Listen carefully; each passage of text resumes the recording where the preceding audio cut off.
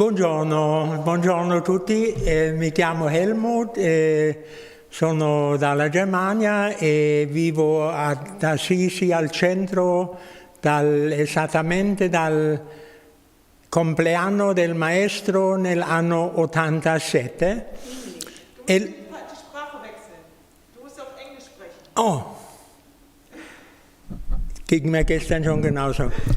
My name is Helmut and I'm from Germany. I'm living here in the center at Ananda from the birthday of Master in 87. And I have met Swami Kriyananda in Germany, in Frankfurt actually, in 1979. And we were in a little meditation group, not of this path. We followed another path, that of the Maharishi Mahesh Yogi. And we had a little meditation group, and once a friend of ours came, and he was organizing a tour for an American Swami, which seemed to me very strange, because I didn't know that there were Swamis also in America. And so we said, oh yes, we'd like to invite him. And so I remember very, very well when I saw him the first time. They came in a little old Volkswagen bus, and the first person that exited was our dear Kirtani. The second was Prita, who some of you know. And then Swami came, and he had just cut his hair, but he was still having a beard. And then he was very, very, very kind and very, very humble. And I didn't know at that time what a figure he was in America, in Ananda, in the context of the community. And I just saw him as a very, very kind, humble, very normal person. And he said, I'm very glad that you invited me, and I would love to do some chants if you want to. So we went into that little temple, and we were 16 people, amongst those also my wife, Maya Devi. And then Swamiji started chanting, and he was chanting, I want only thee. He was chanting, Lord, I am, no, not Lord, I am thine. He was chanting, I'm the bubble. And then he was chanting also the door of my heart. And something in my mind, or I should probably say in my heart, just went into some state where I was very absorbed in what he sang, the words as well as his voice.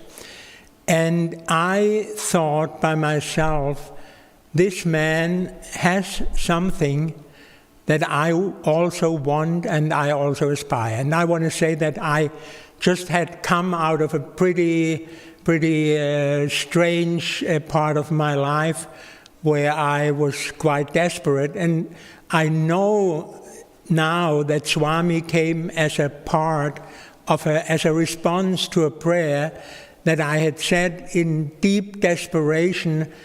And I remembered that there was a God, though I didn't spend much time with him. And then all things fell in place. I met my wife, I met Swami, and then Swami's voice was just transforming something in me. And I remember once I talked to him, and I said, you know, Swami, really what brought me to live in the community of Ananda is your singing voice. And then he responded very sweetly, and he said, you know, Helmut, I know that I should only sing, I shouldn't speak, because the singing goes right into the heart and bypasses the mind. And so and I had the blessing to hear him sing many, many times, in many, many opportunities, in chanting, in the center. And he once came to a little community that we were part of, the Selzerbrunnenhof in Frankfurt. And there he did also he still played the guitar, and he was singing Brothers, he was singing, Walk Like a Man, and all these songs. And whenever he sang, it was just something that went right deep into my heart and changed. And when I was reading this book here, which I recommend, A Tale of Songs, which is a book where Swamiji talks about how he conceived the songs, and he said at one point that when he took singing lessons, there was a teacher, and she said, you have money in this voice. But Swami was never interested in money. And so, but what I thought and what I felt, he didn't have dollars or euros or D-marks in his voice, but what he had in his voice was the presence of God. And through this voice, he was communicating with all who listen sincerely and with all who have the ability to tune into him. You could feel this presence of God in his voice. Now we want to hear a song that he wrote, which is a beautiful song, one of my favorite. Well, most of them are my favorites, some a little bit more and some a little bit less. And it's called What is Love? And he wrote it it was one of the first songs that he wrote, and he wrote it for a concert in a Unitarian church, and he knew that some of these Unitarians were agnostics or even atheists, so he tried to tune into that, and now I'd like to listen together to that song and try to feel the vibration behind Swami's voice, which is quite centered in God and in trying to commune with God.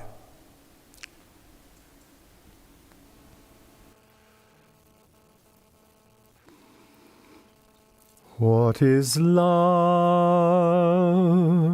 Is it only ours? Or does love whisper in the flowers?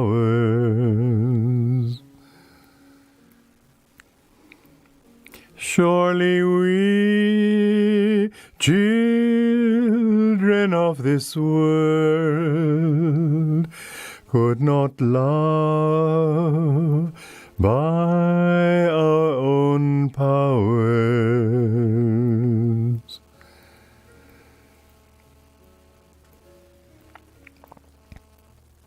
What is joy? Is it just a dream? Or does joy laugh in every stream? Are the clouds mindless after all? Or is joy all nature's theme?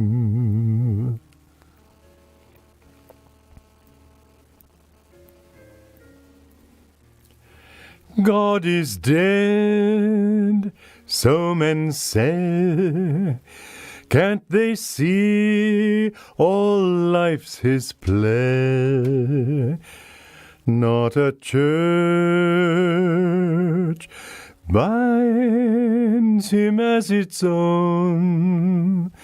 Not a creed makes him fully known.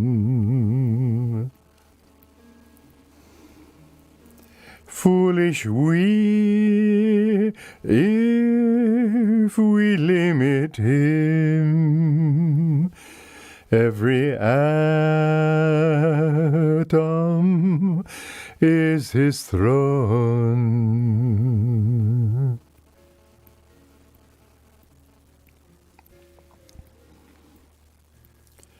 What is love? Is it or does love whisper in the flowers? Surely we, children of this world,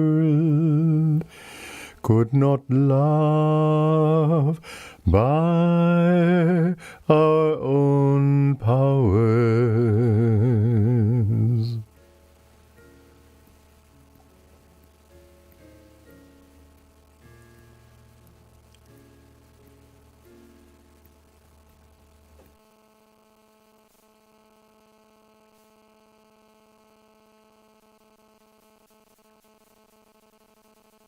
The words because they are very profound. What is love? Is it only ours? And you know, the answer is certainly not ours, because it is the love of God that is expressed in many, many, many ways.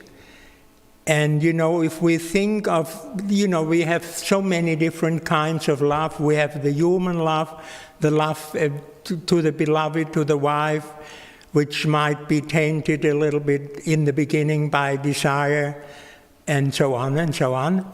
And then we have the love of the father, the love of the mother, the love between friends, which Yogananda says is the most precious love, because it is freely chosen. The wife we also chose, and we also choose. But, you know, we can't choose our parents. Well, on a certain level we do, but, you know, it's a little bit esoterical at that point.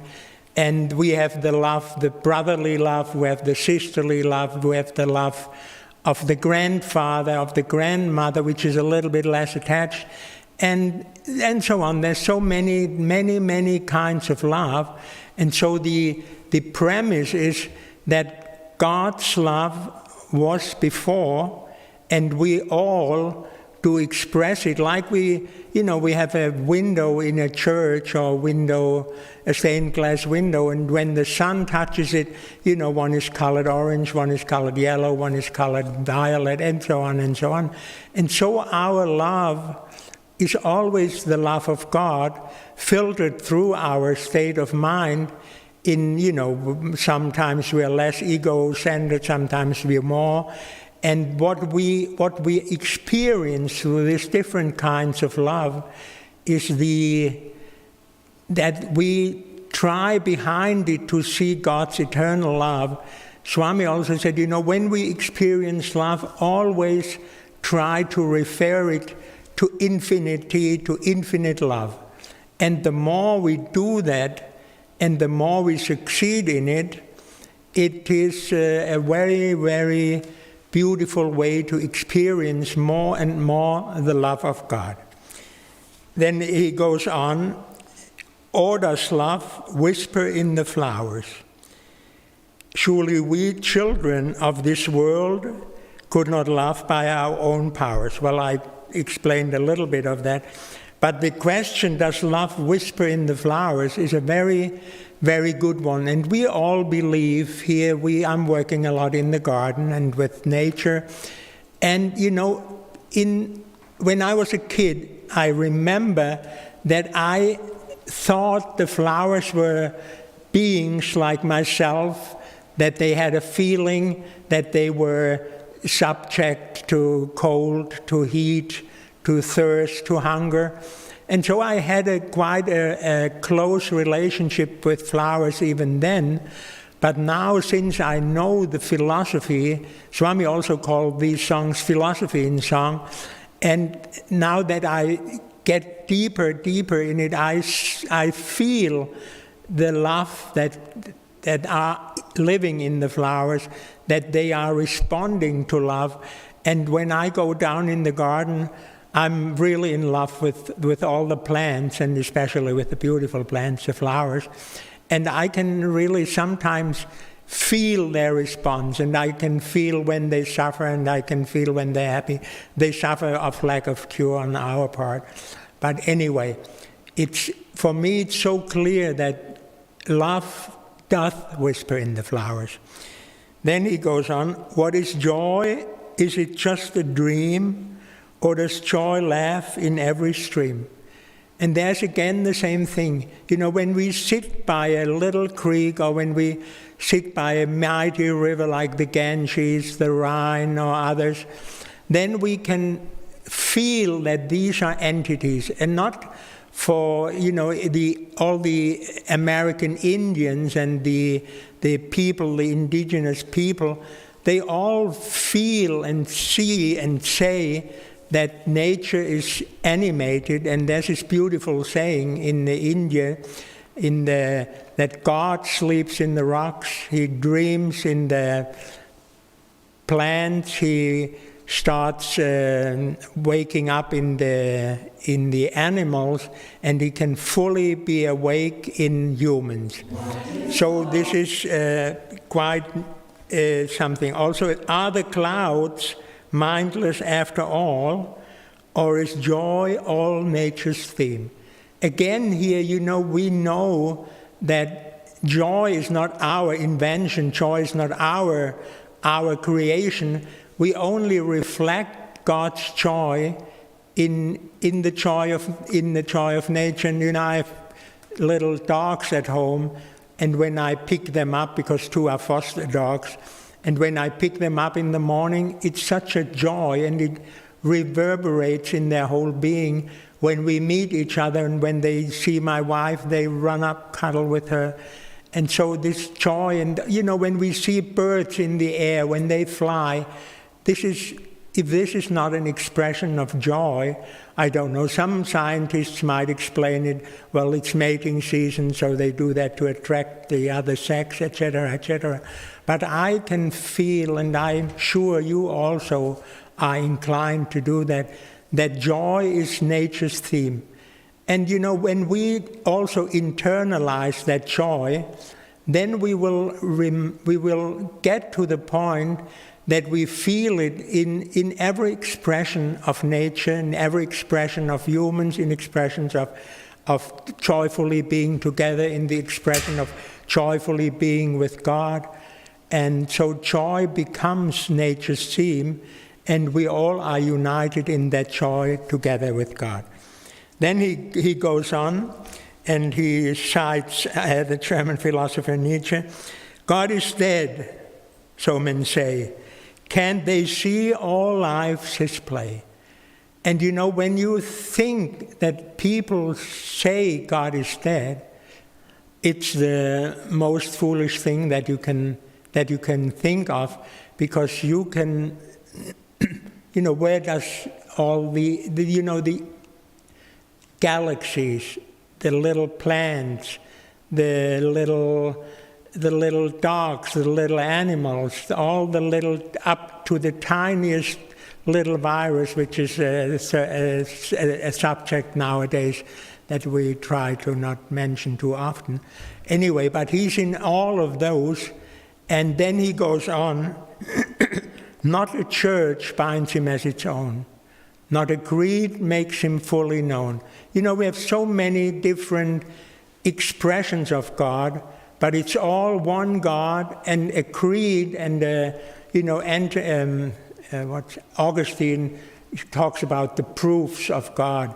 And, you know, it's an interesting philosophical speculation, but, you know, God cannot prove. The Vedas say that, but he can be experienced. And, you know, when we go deep in meditation, we can feel that. And, you know, and then he goes on, every atom is his throne. And this is something that is very difficult to grasp intellectually. But, you know, when we think of, you know, God dreamed this universe in existence, and he put a part of his consciousness in every piece of creation. So it's in the millions of light years, trillions of galaxies, it's all present, and every atom is his throne. And we, intellectually, we cannot grasp it. And Swami talks about how there's two different ways to approach things. The scientist, he studies the atom, he tries to intellectually grasp, the poles, the neutrons and the protons and so on. But the yogi becomes the atom. So, we can come from outside and we come from inside. And as yogis, when we are in deep meditations and we feel God's peace and God's love, then we, for us it's a reality, and we don't need to approach it intellectually. I see the clock is advancing, so I would like to, and Swami was a very, very nice example of God's love. And, I'm always puzzled. There's the newcomers, they have never met Swami, and they have such a deep relationship. And when we were first with Swami, we were just not able to grasp the impersonality of his love. And I remember I sometimes also suffered from that. I thought, oh God, what did I wrong? Swami doesn't like me because he didn't, aesthetically wave and say, hi, Helmut. And because he had so much on his mind. And I sometimes took it personally, but, later on I just realized his love is impersonal, and impersonal love in the last consequence means that is a love that is unconditionally given, not tinted by any expectation of the other one's life. So impersonal love is the love that God has for us. And I was going to talk about an experience that I had in Como, which I have not shared many times, but I feel to share it because it throws a light on our dear Swami. And he was blessing us, and I came up to be blessed. And it was a very deep moment. And then I just felt, usually you keep your eyes closed when you are being blessed. And I had the impulse of opening my eyes. And then I looked into Swami's eyes, and there was just an abundance of love coming out of his eyes. And first it was Swami's eyes. Then as I was looking deeper into them, I felt it was the eyes of Master. And there was even, the quality of this love changed. And then as I kept looking, I was just fixed on his eyes. And then it sort of went as if it were in a tunnel, and then it opened up to eternity, and I was totally overwhelmed. I started crying and just basically broke down in tears. And then I remember Swami patted me on the head, and then I felt just wonderful. And I'd like to close with one quotation, and Master said, some people said, what can we do without you? And he said, when I'm gone, only love can take my place. And I feel the very same is true for Swami, that if we tune in, because this is what remained. Swami's body, is gone. We can't see him, we can't touch him. But this love that he expresses, God's love, Divine Mother's love, is still with us. And I think that's why people who never knew him in person can still connect with him so much. And my last quote is that of a French saint. He said, if you only knew how much God loves you, you would die of joy. And I hope we will all experience that joy, not yet dying, but it can be very uplifting. And I wish for all of you that joy that was so beautifully expressed in Swami as he transmitted God's love, as he transmitted the love of our beloved Guru. Thank you, Swamiji. What is